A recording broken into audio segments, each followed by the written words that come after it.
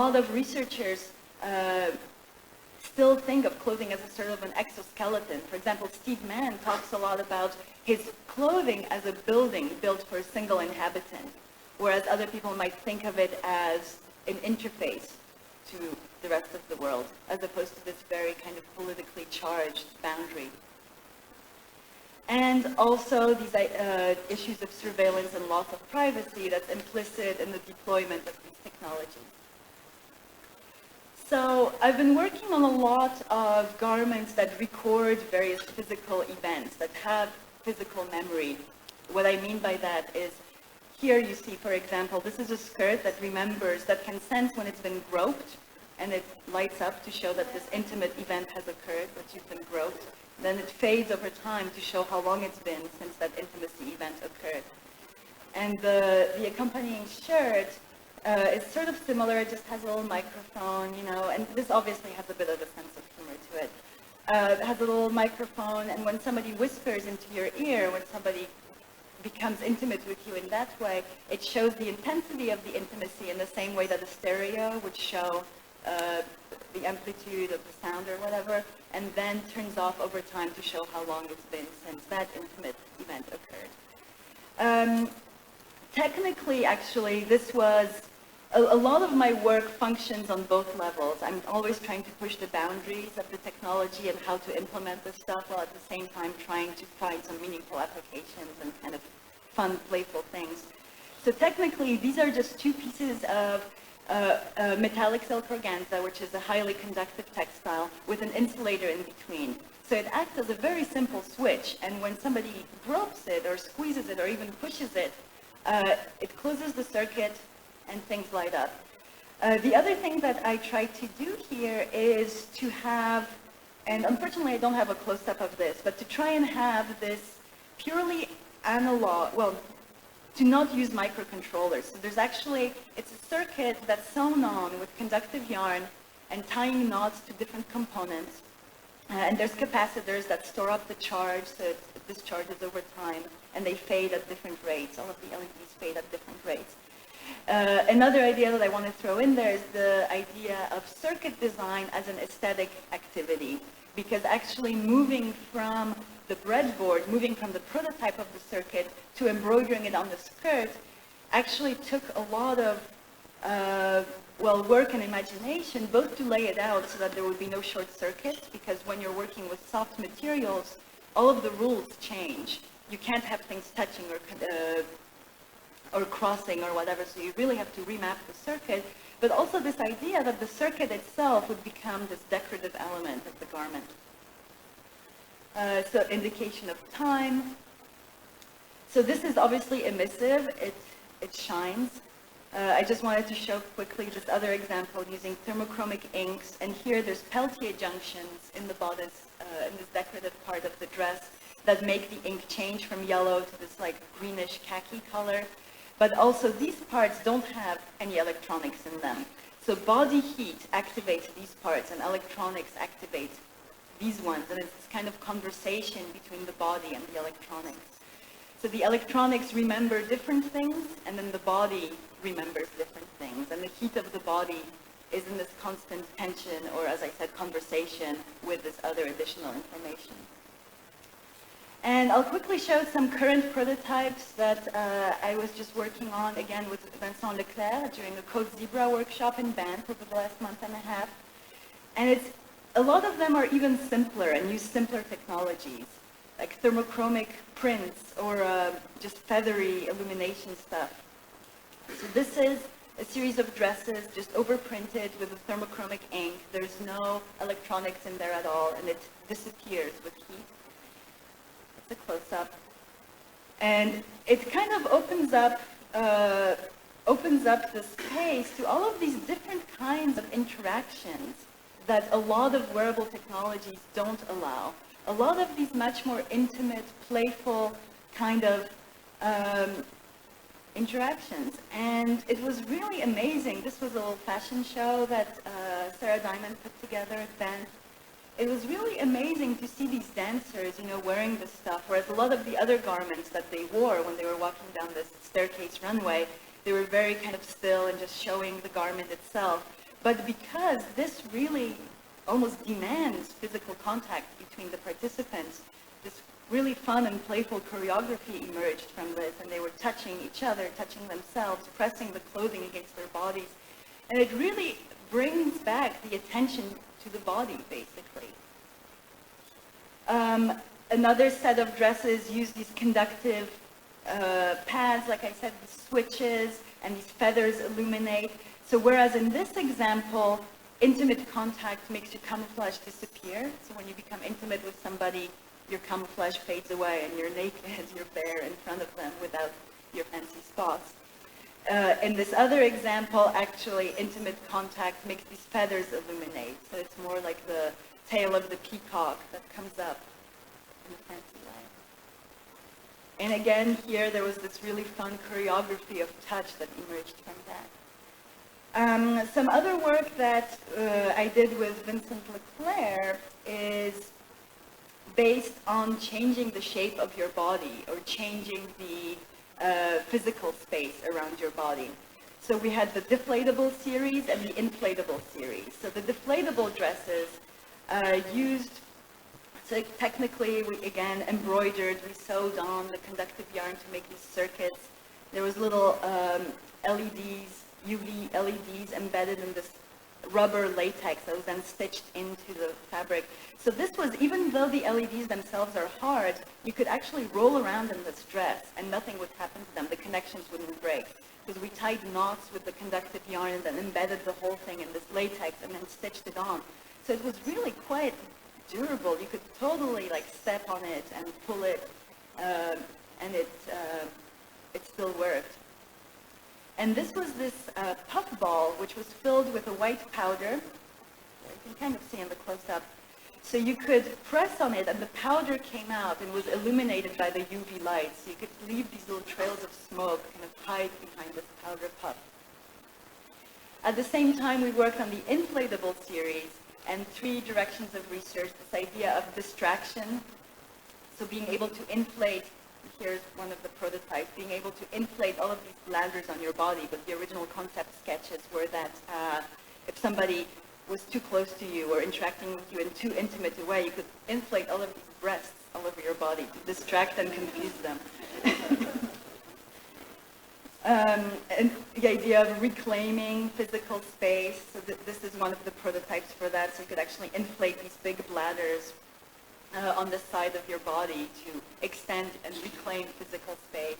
And also this idea of restricting, of prohibiting social interaction, but also restricting your own movements. One of the speakers at the summit we had in Banff mentioned that there was some kind of survey done, I think in the UK, in the last year or two, asking people of what would they want for Christmas? What is their biggest dream item that they would love to get for Christmas? And the number one item was actually time. You know, everybody, I guess in the UK, is working super hard and nobody has enough time. So we were thinking of these garments that would actually inflate and totally constrain you. So you had to stop working and you actually had to take time. So you could put this thing on and either at a predetermined time or, you know, you could inflate it yourself. It would completely immobilize you for an hour or 2 hours. And this would be your present of time. So these are the 2 prototypes. And I just sort of want to end with asking a couple of questions that I don't really have answers for, but I think that a lot of the panelists, a lot of the speakers over the next 2 days will have fantastic answers to these questions, and I can't wait to hear what they have to say. So the kind of most important question is why, or what kinds of technologies do we want to put on our bodies? And how do we want to disguise, reveal, enhance ourselves through wearable technologies? And it's a very important question and does kind of tie back to funding sources. You know, where are the ideas coming from? Where is the motivation coming from? Where is, for example, this whole fascination with tracking each other coming from? So I was just at SIGGRAPH last week, and there was this fantastic keynote lecture by Bruce Sterling, who's a science fiction writer. And he talked about kind of a different theory or a different kind of explanation of our relationships to objects than the one that I mentioned before, Csikszentmihalyi. He talked about this evolution of objects from being artifacts. You know, in the old days there was artifacts used by hunters-gatherers. Then that evolved into machines which were used by customers in an industrialized kind of context.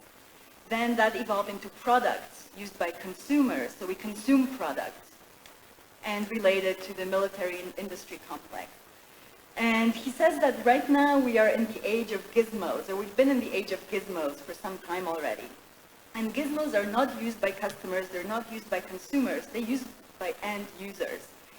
And one of the sort of qualities of gizmos is that on one hand, they have too much functionality, they're too dependent on this kind of evolving technology. He also talked about the idea that they were actually open-ended technology projects, that all of us who are end users of gizmos actually are part of the development process. And he talked about the fact that we are kind of this huge unpaid workforce for all of these companies producing gizmos because we are actually testing them and developing them. So we're sort of now in the age of gizmos, and we're moving into a new age that he talked about, which associated with this idea of ubiquitous computing and contextual computation, context-specific computation, location-specific computation, and so on. And he talked about these things that he called the spines, which were basically objects that their only property is that they exist in space and time, and that's why they're called spines. But they are objects that are user groups first and objects second. So the object itself becomes irrelevant, and what is much more important is kind of the services or the sort of social structures that evolve around the use of these objects. That we will purchase these objects not to have the object itself, but to be tracked and be emailed, and to have the objects email each other, and to have the objects track each other, and build up these complicated databases and so on. And this is sort of, I mean, kind of an interesting thing to talk about as well. How do we design for this new breed of objects? And sort of, I mean, what does this mean? I'm hoping to generate some discussion around this idea. And one of the things that actually evolved from his discussion of these spines, sort of like the bright side of his theory, was that perhaps these objects can be self-regulating. So when they're emailing each other and emailing you about all of these different things that they're tracking and recording and so on, maybe they can also regulate their lifespan, when they should be recycled and how they should be recycled. Which is actually the last thing that I want to end with, is ecological concerns. So reactive garments or any kinds of textiles that incorporate digital technologies or electronics are actually a really huge recycling issue. We wear a lot of clothes. We throw away a lot of clothes. Fashion is a very fickle, trendy thing. And as soon as we put these other components into this textile, it's actually a really huge environmental, ecological recycling problem. And there is this kind of promise of the hardware software, so maybe, hey, in 10 years I'll only have one dress, but it'll be like so reactive, that it'll change shape and color, and I'll just go to Prada and buy software instead of buying like another piece of hardware, but I'm kind of skeptical about that. All right, and this ends, and thank you very much, and I can't wait to hear your comments.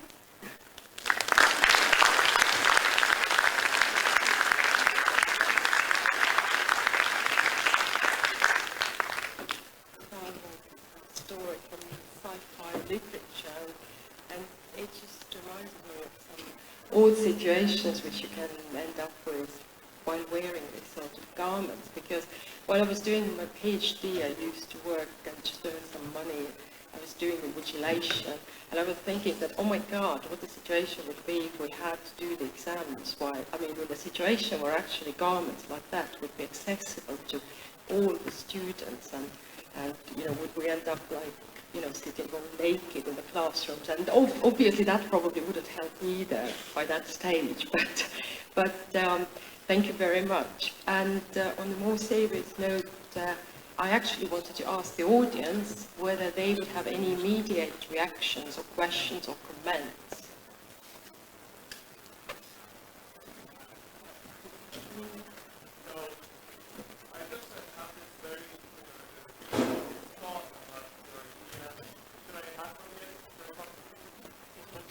Take you the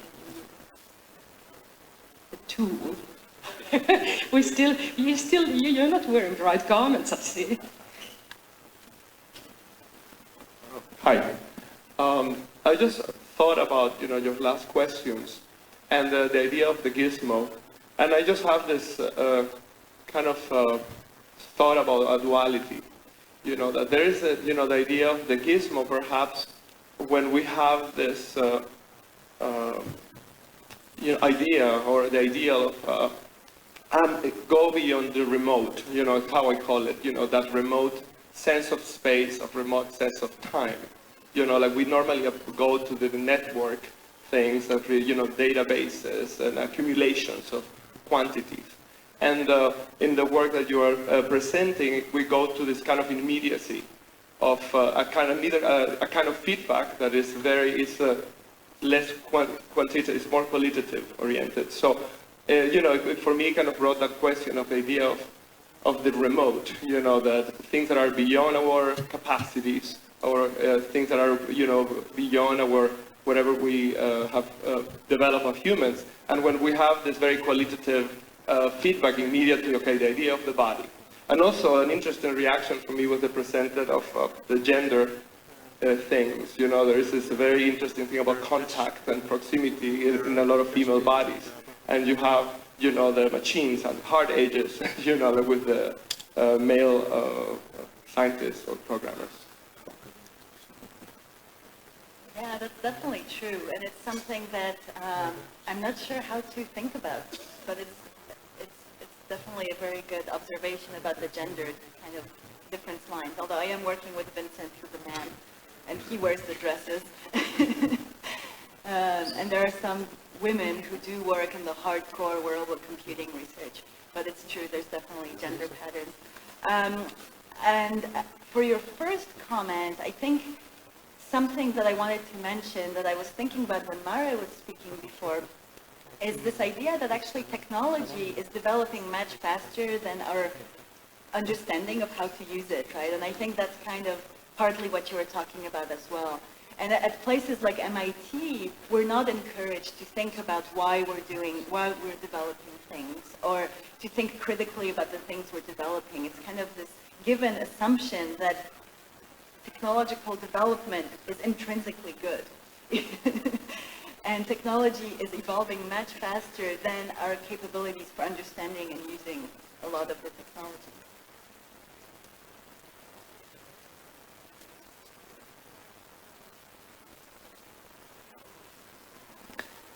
Thank you, Anne, for a very interesting opening speech. When we, with Mara, were discussing some of the aspects of your research, you mentioned in one area that one of the bigger problems with wearables today is power. And with that, you meant electricity. And we said, well, what about the other aspects of other types of power? Would you reflect a little bit on your position working with intimate technologies as a playful fashion, and also potentially as a fatal fashion or fatal artillery as it becomes integrated into military applications?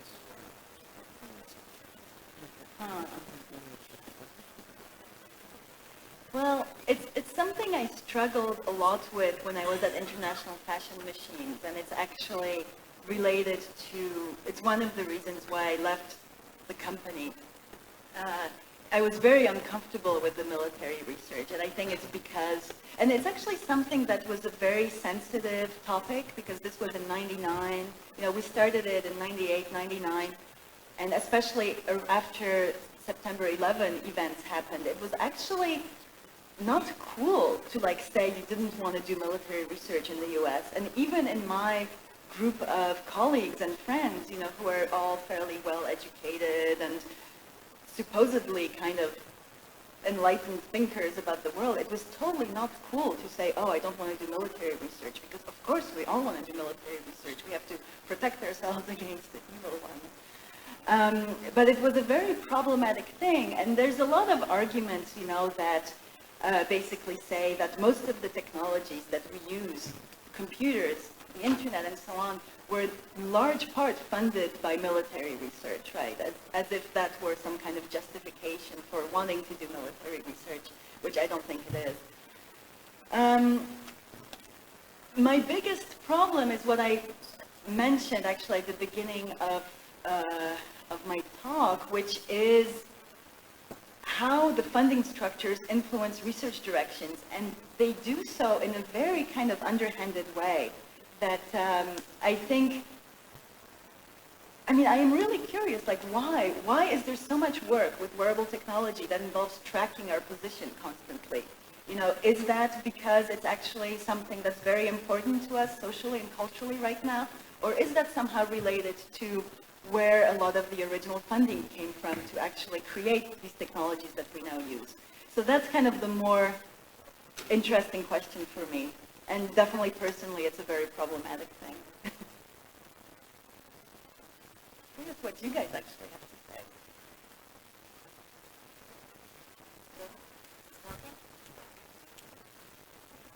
Hello. It is working.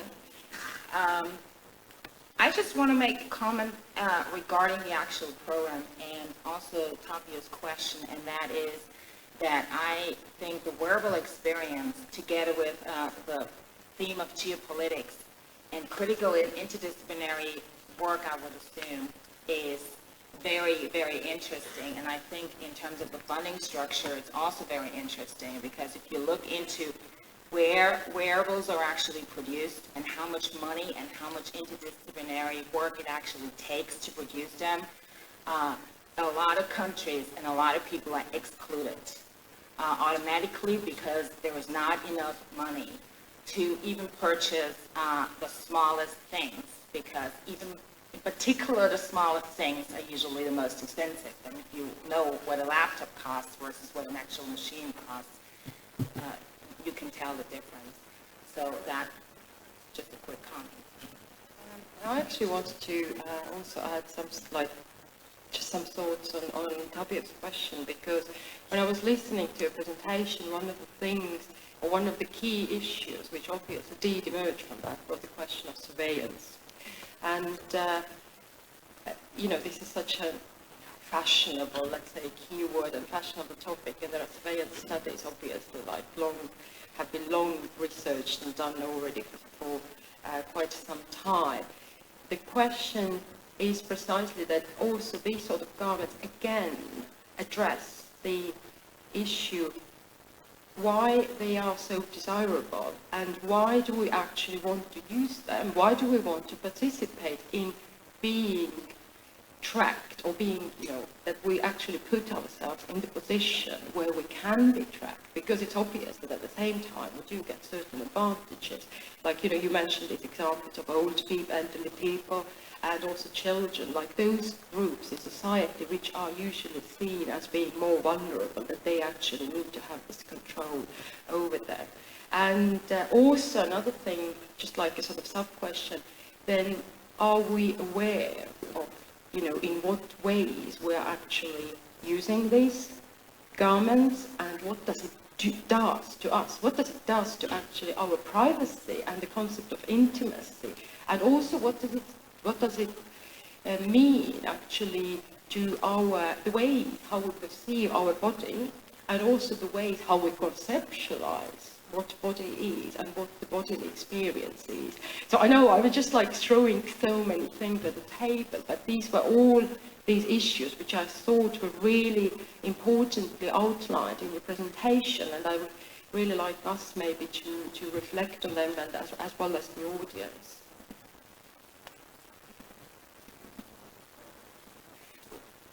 To that, it's very interesting to me in order to combine those two comments, and one is the tracking and the other is surveillance. And sort of I'm simplifying and I'm putting those in one pocket.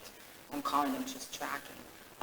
When you look at the funding structures and the tracking and so forth, I would assume that you were talking about military funding and tracking in terms of military.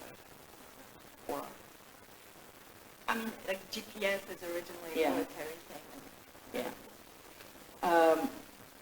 Going to the next level and commercializing it, and why is tracking so important, and why is data gathering so important in terms of commercial projects, or where's the money coming from?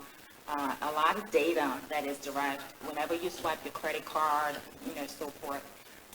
The data is gathered and is sold. Every single shoe purchase you do is sold somehow to whatever, however it works. It's somehow pretty complicated. So I think that is by itself an interesting point. That all, like you said, the data is actually gathered in a way that we don't control that data anymore.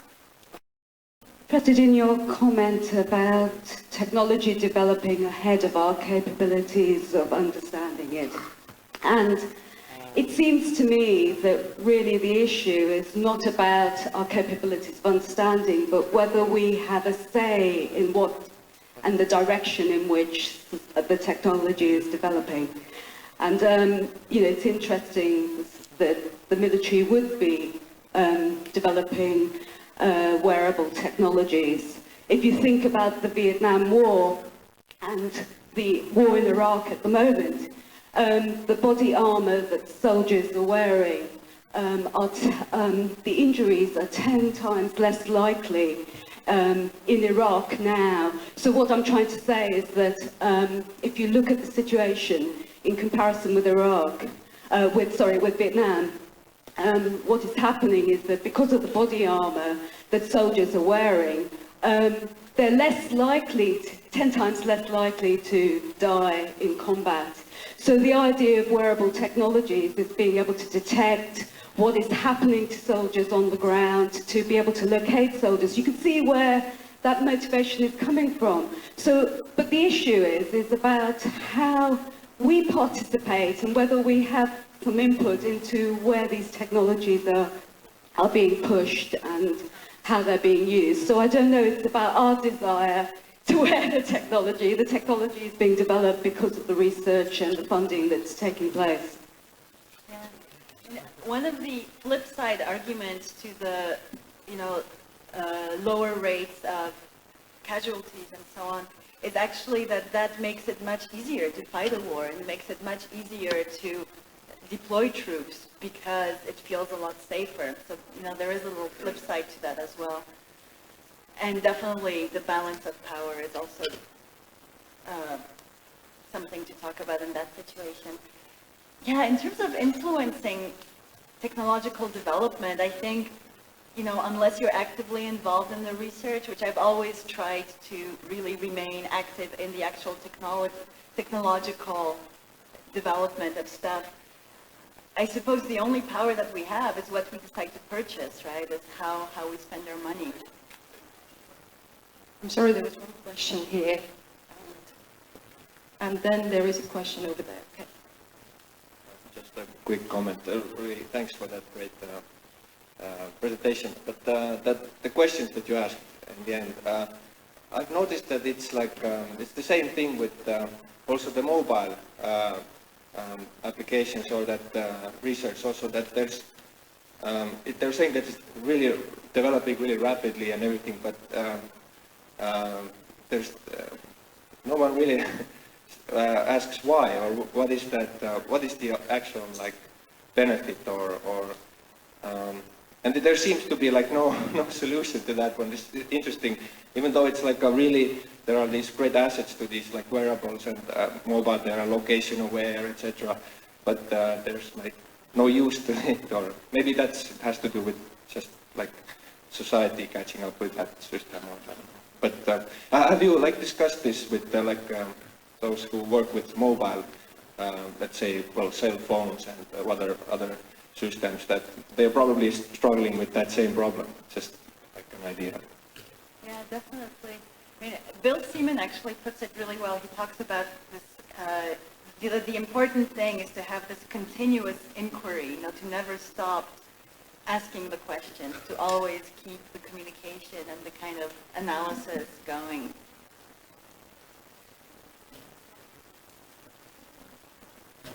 Have a comment and then a question. It looks as if the latest work that you're doing, the prototypes such as the blazer, the inflatable clothing, emphasize the expressiveness of bodies. They are non-invasive, they're not connected to the net, I think. And I see this as the non-threatening use of wearables. Was this a conscious direction in your research to move away from potentially threatening uses of wearable computing to more expressive and perhaps feminist uses of wearable? Yeah, definitely. Although I think to a lot of people it is threatening, you know, actually revealing the body in that way and really talking about physical contact and talking about very physical things is threatening in a very different way, which I think is an important way to be threatened. But yeah, for sure. I think there was a question. Yes, there are two questions over here.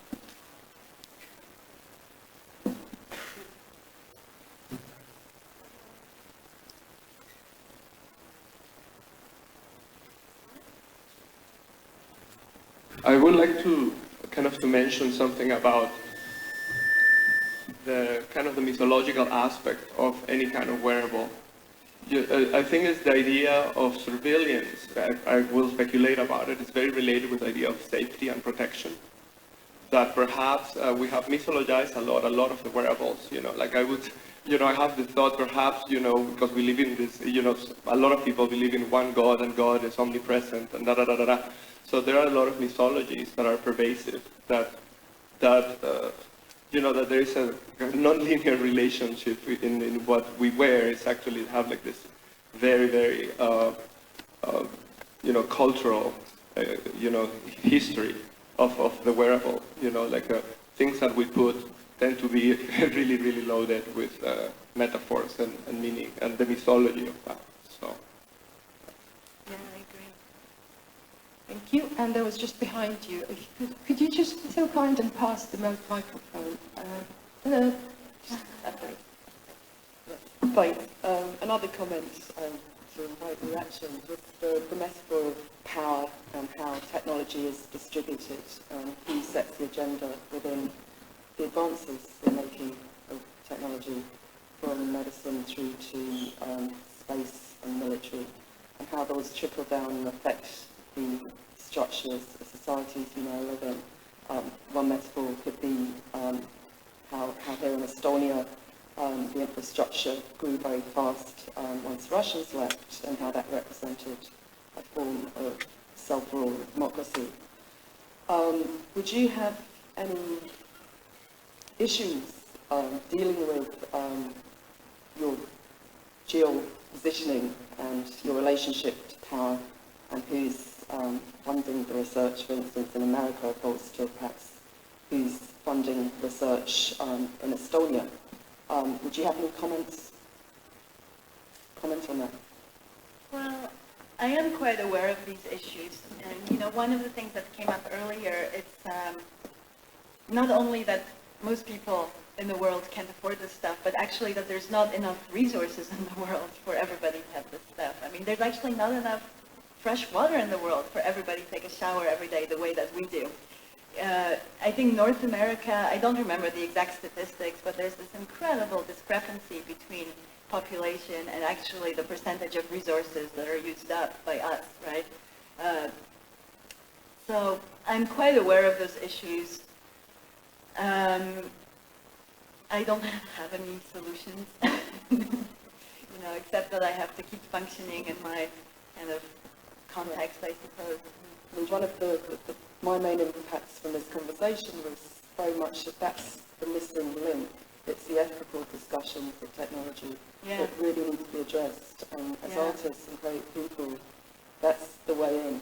because we're running away culturally with forgetting the essence of what it is, you know, to relate to people humanly. And I think that should be sort of high on our agenda. I just want to add that I entirely agree, and this was why also the question actually was mentioned here, is the question really, how do we participate, why do we participate, and what does it do to us? And I just wanted to give another example which came up during quite recently, a few months ago in UK, which had to do, by the way, with the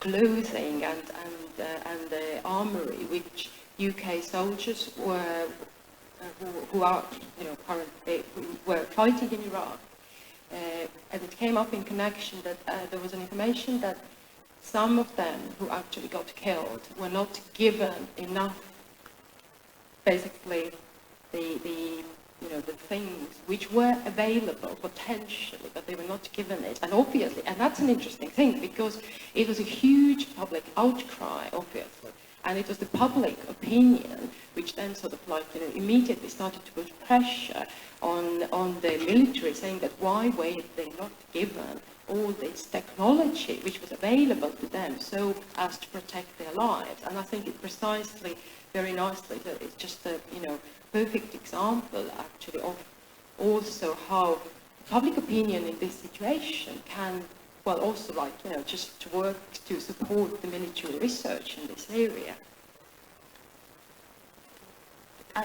Yeah, just have a quick comment, and I really love your comment, because I think we're too much technology driven, in particular in this field, because